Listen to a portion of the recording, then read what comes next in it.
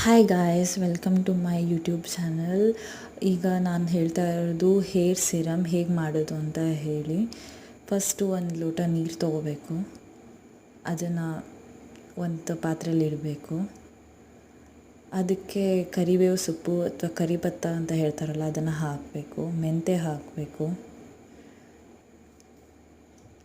ಅಕ್ಕಿ ಹಾಕಬೇಕು. ಅದನ್ನ ಬಾಯ್ಲ್ ಮಾಡಲಿಕ್ಕೆ ಬಿಡಬೇಕು ಸ್ವಲ್ಪ ಹೊತ್ತು.